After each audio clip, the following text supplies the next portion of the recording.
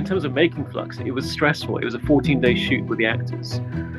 We had 3 days to shoot pickups. So to be honest, every day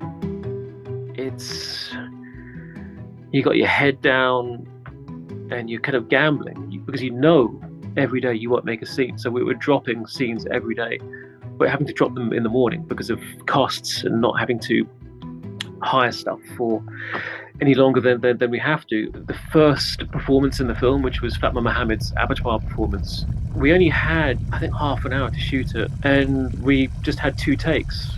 So it had to be handheld. I had to just step back, let it happen. We discussed with Fatma the outline of that performance using a captive bolt pistol to stun a pig or a cow. So the microphone was the proxy for that, and off she went with Tim, who was shooting it. Didn't know where it was going, but I think with that there was an energy there. You're on the edge of your seat because of time, but I think there was something quite visceral there.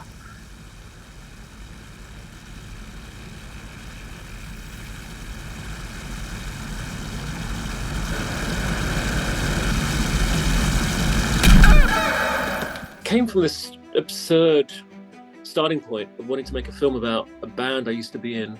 So it was a very loose biopic. I mean, so much of it is not true. So I didn't want to say what is true, what is not true. But I think within that, something much more interesting came out, which was stomach issues. And I think that naturally fed into the narrative of food and sound and shock value. And then it just kind of hit me that I'm just not aware of films that have dealt with it in a serious manner. It's usually done as a punchline or so on and so on. So that was the starting point.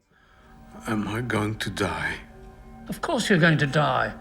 Name me a living thing that isn't going to die. I mean, prematurely. I think the strongest influence would have been Pasolini's Salo, in terms of the structure.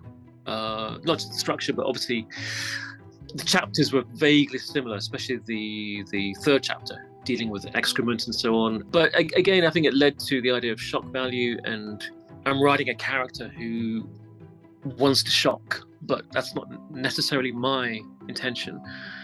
So finding ways of almost having a fourth wall within the film, so there was that safety net, whereas in Pasolini's film, there isn't any safety net. I do strongly believe a filmmaker should be deceitful. And if they're not deceitful, they should learn to be deceitful. To think like a politician, to wrong-foot the audience. I prefer films where you don't know which side the filmmaker is on. I do miss ambiguity in filmmaking. I think it's quite an essential part of it, to not guide the audience too much into where they're thinking.